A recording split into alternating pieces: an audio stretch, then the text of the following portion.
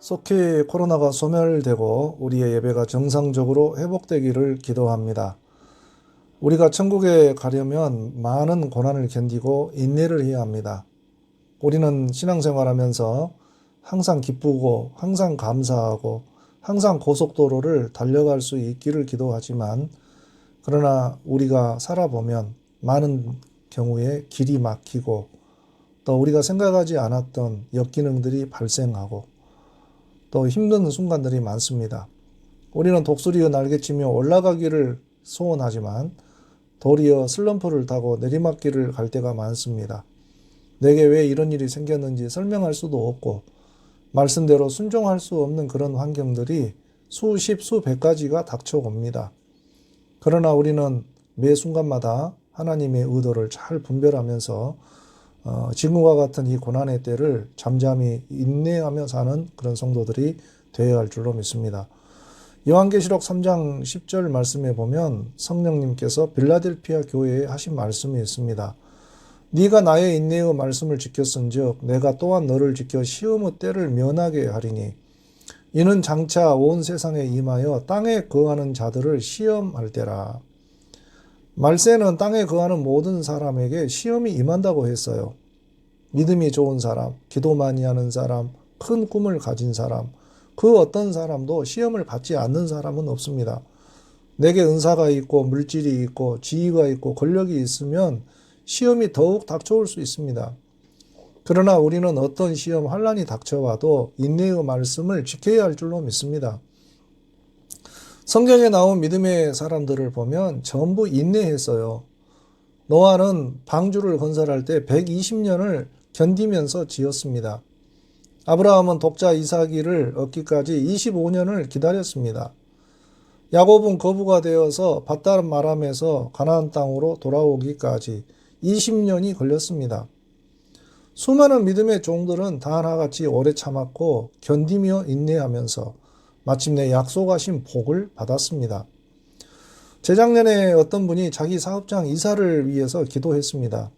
그런데 여러 가지 이유로 대출도 막히고 병원에 입원도 하고 그러면서 이사를 하지를 못했어요. 그는 마음속에 안타깝게 생각을 했는데 작년 한 해 코로나 상황이 오면서 모든 경기가 다 침체가 되고 특히 작년 여름에 홍수가 와서 자기가 이사하려고 했던 그 집이 큰 피해를 입고 부서진 것을 보고 그는 비로소 마음속에 깨달았습니다. 하나님, 내 기도가 응답되지 않은 것을 감사합니다.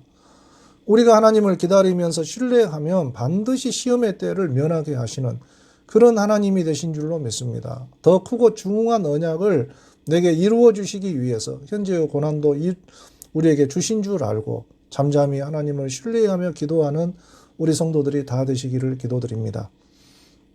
오늘 누가복음 2장에 시므온과 안나 선지자라는 분들이 나오고 있습니다.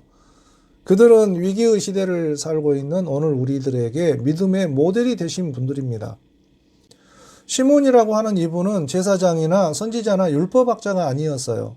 그가 어떤 신분이었는지, 어떤 지위를 가졌는지 성경이 자세하게 기록하고 있지 않습니다. 그러나 25절에 보면 그는 의롭고 경건한 사람이었어요. 그 시대 예루살렘 성전은 매우 타락했습니다. 대제사장 안나스와 가야바가 로마의 권력과 결탁을 내서 성전을 강도의 소굴로 변질시켰습니다. 유대교는 진리의 등불이 꺼져버렸고 하나님의 사랑을 잃어버린 형식적인 종교로 전락했습니다. 사두개인 지도자들은 교만하고 탐욕했고 하루살이는 걸러내고 낙타는 삼켰습니다. 오죽하면 우리 예수님께서 그 시대 성전을 향해 회칠한 무덤이라고 책망하셨겠습니까? 사람은 누구나 환경에 영향을 받습니다. 믿음이 좋은 사람, 착하고 경건한 사람을 가까이 하면 나도 믿음이 좋아질 수 있습니다. 그러나 원망하고 불평하는 사람, 상처를 터뜨리는 그런 사람들을 가까이 하면 그 사람도 덩달아 믿음이 나빠질 가능성이 높아집니다. 그렇다면 시므온도 마찬가지지요. 예루살렘 성전은 강도의 소굴인데 그런 곳에서 신앙생활을 하면 자기 믿음이 과연 좋아질 수 있겠습니까? 시므온은 어쩌면 조용한 곳으로 가서 나홀로 거룩한 길을 가고 싶었을지도 모릅니다. 그러나 시므온은 성전을 떠나지 않고 하나님 나라의 위로를 기다렸습니다. 남들이 위선과 거짓을 일삼고 세상 쾌락을 위해 살아갈 때에도 시므온은 죄악의 분위기에 휩쓸리지 아니하고 오직 메시아를 기다리면서 의롭고 경건한 삶을 살았던 것입니다. 무엇보다 그분은 성령의 인도하심을 받았어요.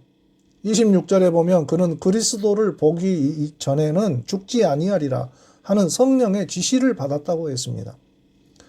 그의 신앙이 비범한 이유가 어디에 있습니까? 하나님의 음성을 들었던 것입니다. 사무엘상을 읽어보면 엘리 제사장 시대에 하나님의 이상이 희귀하여 들리는 음성이 없었다고 했습니다. 사울왕에게는 우림으로도 둠밈으로도 선지자로도 아무런 계시가 없었습니다. 그러니까 사람들이 자행자지하는 거예요.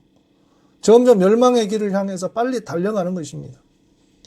그러나 그와 동일한 시대를 살았던 선지자 사무엘은 하나님의 음성을 들었습니다. 그의 말이 한마디도 땅에 떨어지지 않았습니다.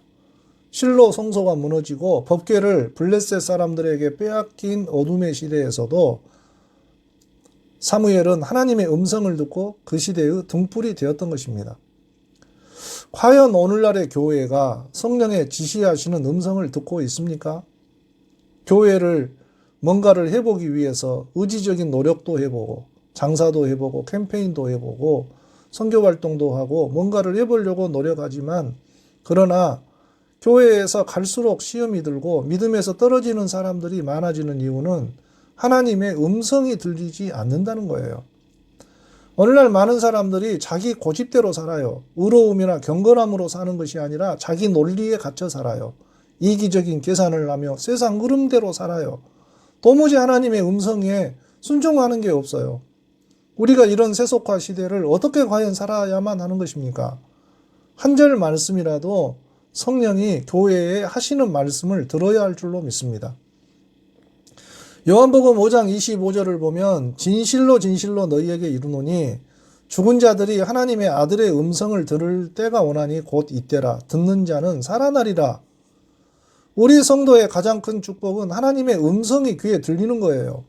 설교를 들으면 깨달아지고 성경을 보면 나를 향하신 하나님의 뜻을 이해하는 그런 사람이 되면 그 사람은 나가도 들어가도 성읍에서도 들에서도 전천후의 복을 받게 될 줄로 믿습니다.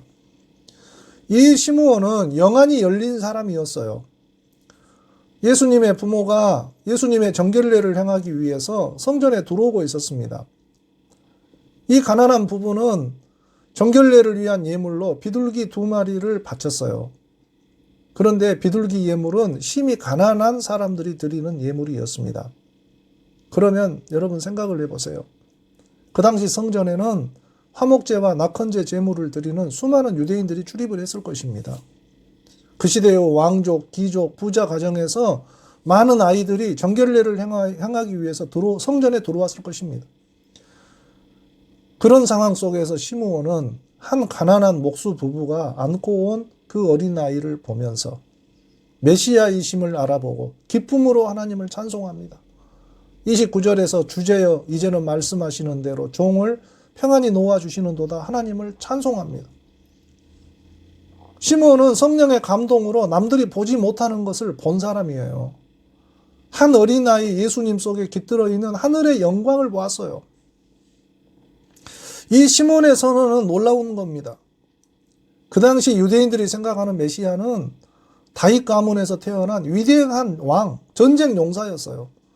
그 위대한 메시아가 다윗 왕국을 재건할 것이고 그 지도자가 장차 열방을 통치할 왕이라고 생각을 했습니다. 그러나 우리 예수님은 인간들의 기대와는 전혀 다르게 가장 작은 자의 모습으로 가난한 가정에서 초라한 비둘기 예물을 드리는 그 가정에서 그 모습으로 성전에 들어오셨던 것입니다. 그 어린아이가 유대인들이 기다리는 메시아라는 것을 누가 알아볼 수 있겠습니까? 오늘날 많은 사람들이 외형적인 기준으로 교회를 바라보고 판단합니다. 크고 화려한 예배당, 외형적인 성전 건물을 인간적으로 자랑하는 사람들도 많습니다. 그런 기준으로는 가장 작은 자로 찾아오신 예수님을 메시아로 만나기는 어려울 것입니다. 34절에서 시므온은 예수님을 축복하면서 예수님의 사역에 관한 매우 중요한 예언을 노래했어요. 34절에 보면 이는 이스라엘 중 많은 사람을 패하거나 흥하게 하며 비방을 받는 표적이 되기 위하여 세움을 받았고, 여기서 예수님은 누구이십니까? 비방을 받는 표적이라는 거예요. 역사상 예수님은 많은 대적들에게 비방을 받았어요. 수많은 무신론자, 인본주의 철학자, 공산주의자, 유물론자, 진화론자, 수많은 대적들이 예수님을 비난했어요. 초대교회 시절에는 사람의 인육을 먹는 집단이라고, 사람의 생혈을 마시는 집단이라고 비난했어요. 성찬식을 행하는 교인들을 보면서 교회를 비난했습니다. 처음 우리나라에 복음이 들어올 때도 교회는 많은 비난을 받았습니다. 남녀가 함께 예배당에 모이는 것을 보고 남녀 교배당이라고 비난했습니다. 교회가 좋은 소리를 들은 적이 별로 없어요. 오늘날 코로나 상황 속에서 우리 교회가 세상에 비난을 받고 있어서 참 안타깝습니다. 솔직히 교회들이 방역 수칙을 위반하는 가운데 집단 감염의 온상지가 되었어요. 그런데도 율법적인 논리에 갇힌 목회자들은 독선적인 주장만 나열했어요. 교회를 향한 이 세상의 비난 속에는 우리 교회를 향한 사회적인 역할을 요구하는 측면이 있으니까 우리 교회는 겸손하게 그런 비난들을 들어줘야 합니다. 그러나 우리는 본질적으로 사람의 기대치를 채우기 위해 사는 사람들이 아니라 우선적으로 하나님의 뜻을 이루기 위해 부름받은 사람들이에요. 우리는 사람들의 비난에 귀를 기울이기 이전에 하나님의 말씀을 더 귀담아 듣고 자기 믿음을 온전하게 지키는 것이 더 중요합니다.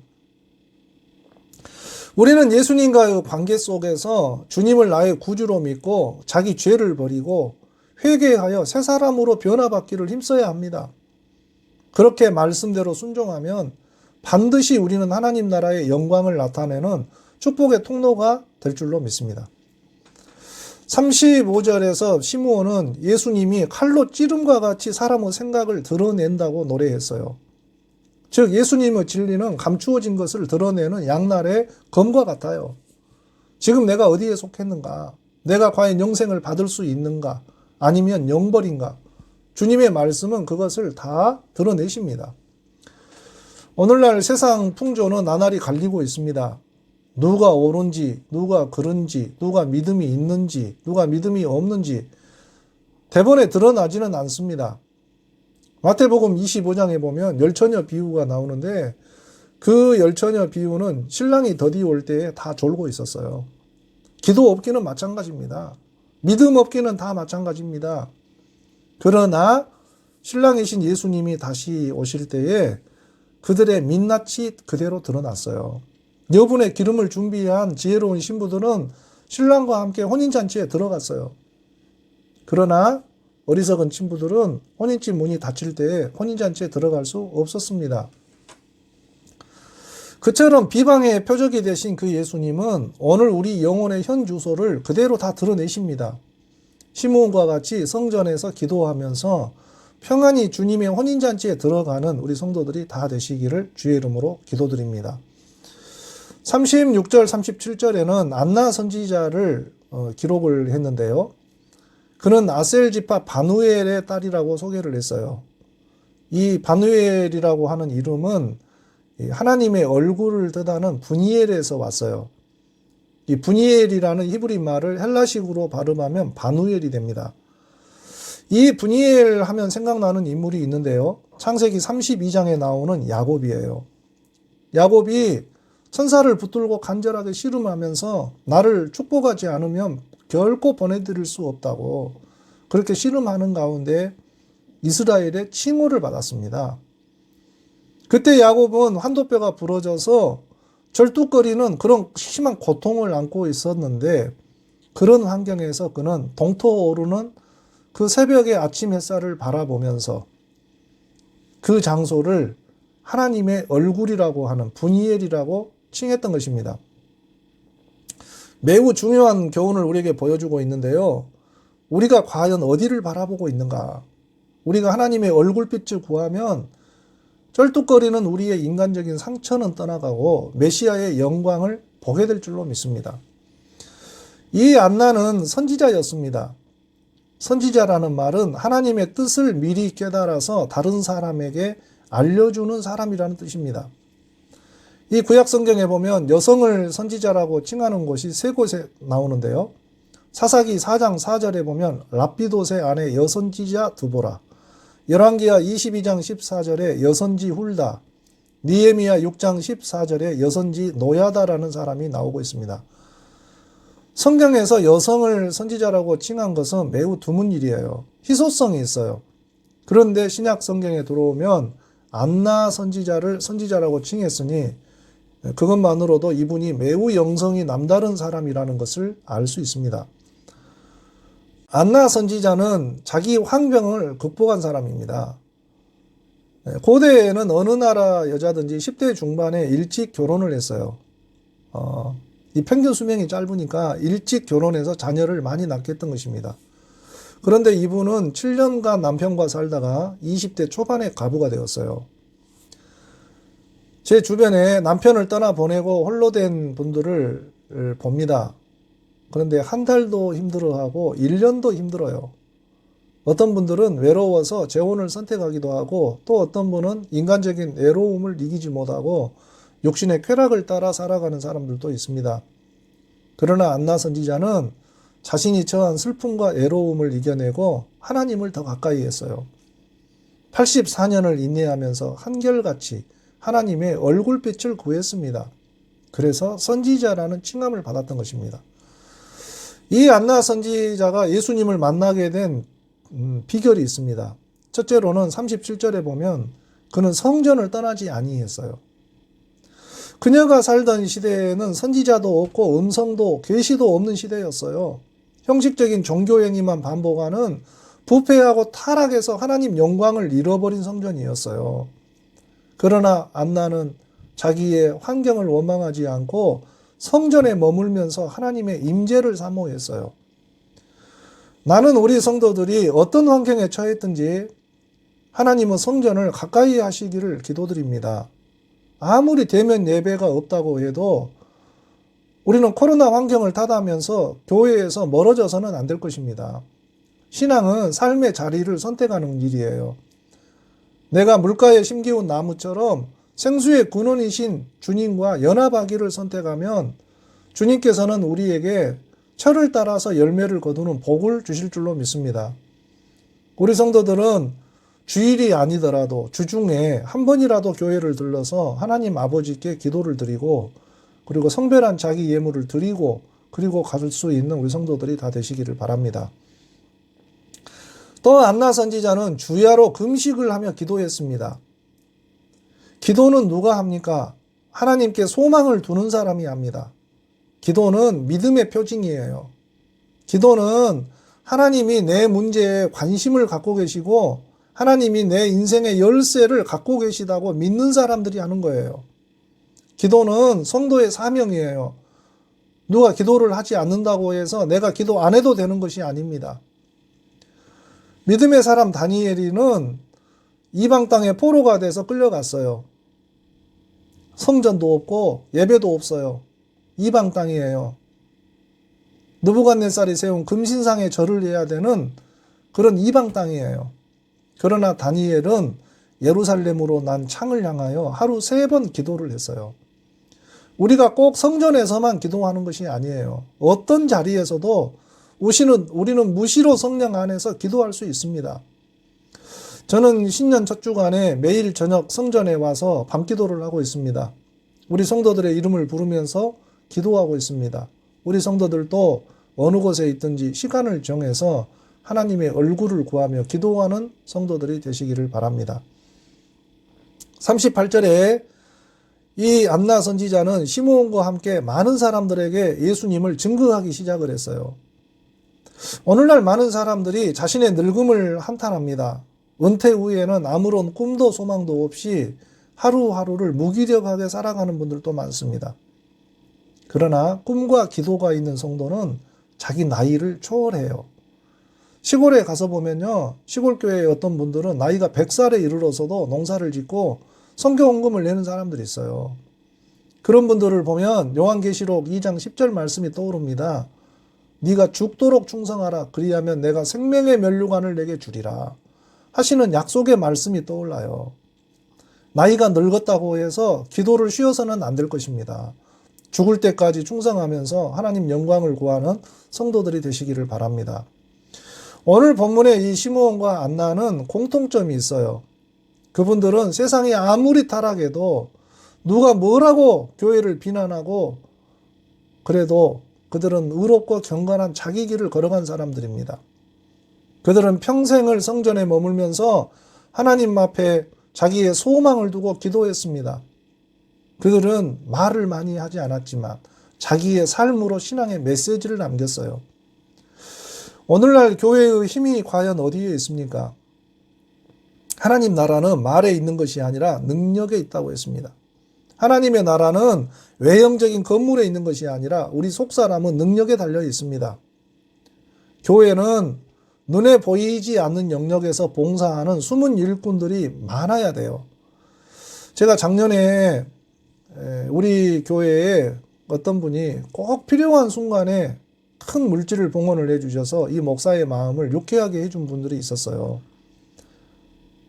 신년 연초에 주일 예배가 비대면으로 진행이 되는데 우리 어떤 젊은 집사님이 교회에 먼저 와서 자기 예물을 드리고 기도하는 분이 있었어요. 그래서 내게 위로가 됐어요.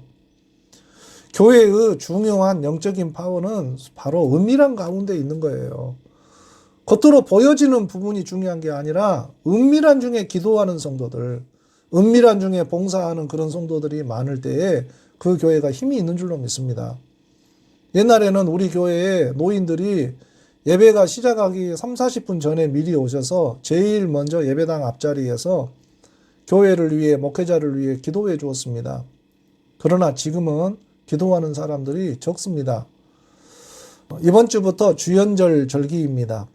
우리는 빛으로 오신 주님을 기다리면서 은밀한 중에 보시는 우리 하나님께 소망을 두고 기도하는 성도들이 다 되시기를 바랍니다.